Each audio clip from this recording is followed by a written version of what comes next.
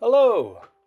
This is a round 2 of flying through the woods, specifically for Andy out of the UK, drone life.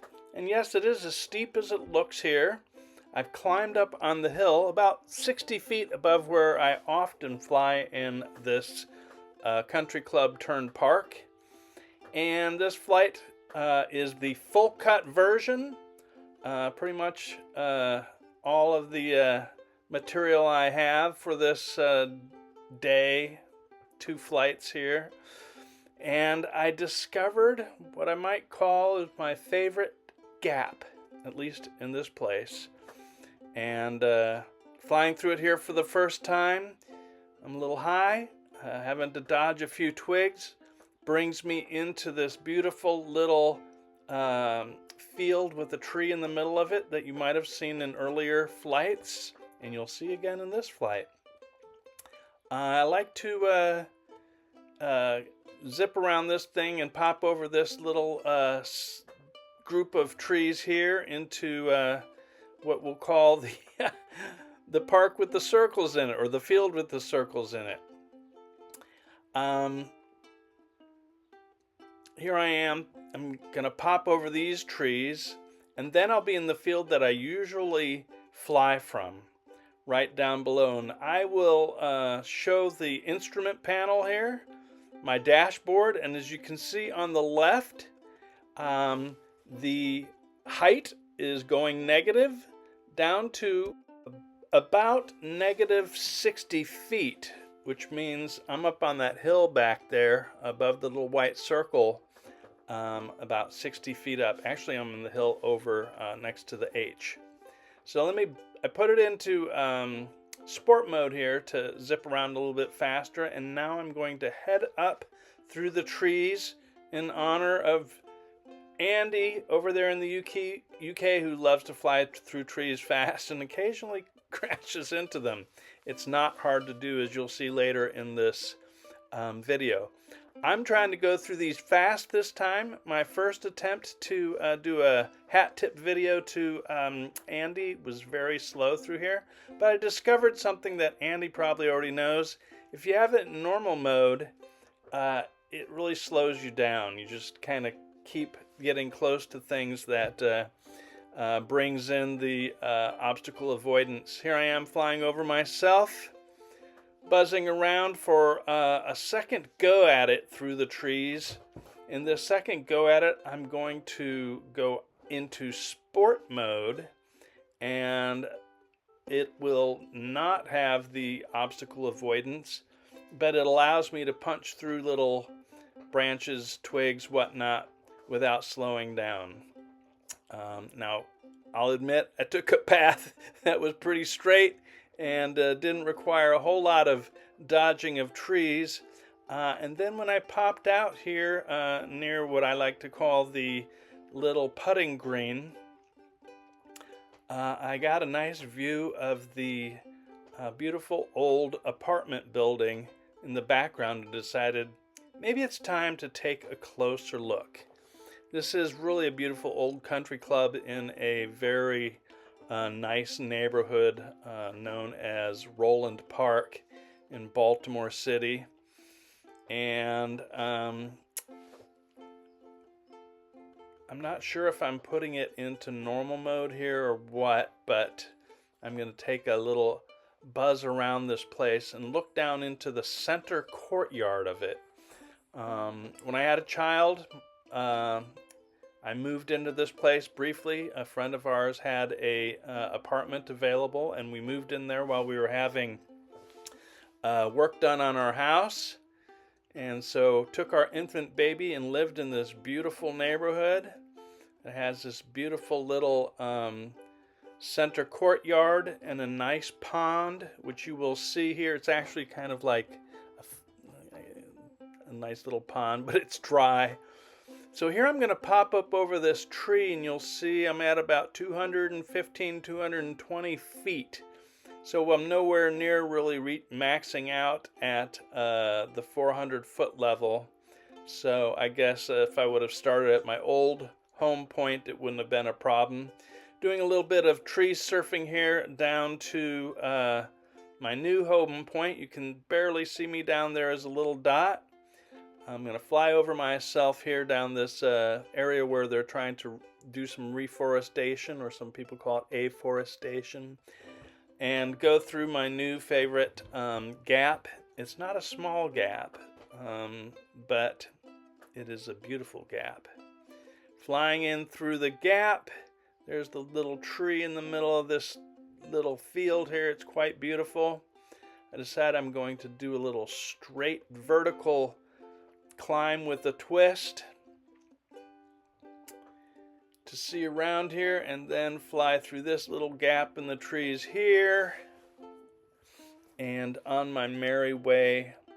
I think I'm on my merry way to investigate another more densely forested area that I will fly in a little bit. But on this battery, it's going to just be a little probing flight into this area. I didn't check it out on foot, not following my own advice to check places out on foot first. I do see a path and start down it, and then realize I don't really want to fly down paths. And also I'm going to lose my radio control contact a little bit here, and decide I'm going to back out. You see I put it in normal mode so as not to crash into anything. I don't like to fly down paths because people walk on paths, and I try to avoid bothering people while I'm flying my drone. So I'm going to leave the woods for now and cut across these woods over here after I get across this slope that has the newly planted trees on it. I think I'll get going here pretty soon. And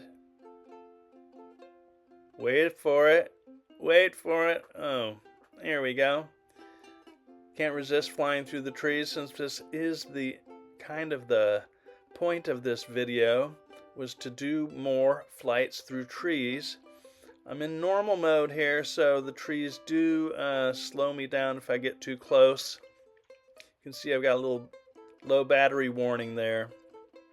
And I think I'm going to end this battery flight here and start a new flight in a moment from a different location. This location is like at a point of a triangle of my last location and my typical location I fly from here. You'll get to see in a second where we are. You can see up the hill there is the country clubhouse, and soon enough I will dive into the woods and take my maiden dense wood flight, which goes all right. I don't crash into anything, although I come close. And I'll save the real close call to the end of the video, which is kind of an interesting lesson. Go back into sport mode here because it is so dense that trying to fly through these things is just pretty much impossible in normal mode with the obstacle avoidance. So it's better, but a trade-off to do sport mode in this situation, and I guess I'd have to do the walk of shame if I do crash. So here I am. You can see that the woods are somewhat sloped here. I snagged something there, trying to stay away from paths and just fly through the woods and avoid people who might be walking along a path, or people do walk their dogs around here. I'm only a couple feet off the ground. There looks like a path there, so I decided to head up gradient here, zooming along. You can see there's a building over there. It's a nice little flight. It's very beautiful through here. I can see why. Whoops! And this is where, not sure why I did that, but long story short, I avoided that tree. I think I might have seen the road out there and been a little distracted by that, because I knew the road was over here and that was kind of my destination. And so I'm going to head out onto the road. I did manage to look a little bit up the road from here, but I'll be honest, I might have popped out here into traffic if I wasn't careful. Buzzing down the road, trying to stay up high enough that if traffic does come by, I don't get into trouble, and then back into the park here. And after I buzz around this field a bit, I'm going to, here I am flying from my home point, and I'm going to buzz around here and then take a flight up over a neighborhood on a hill. You can see it in the background there. It looks like just a bunch of trees, but there are homes up on that hill, and I'm going to take a little flight up, and instead of surfing down the trees, I'll be surfing up the trees as I go up the hill. And here we go to take it up.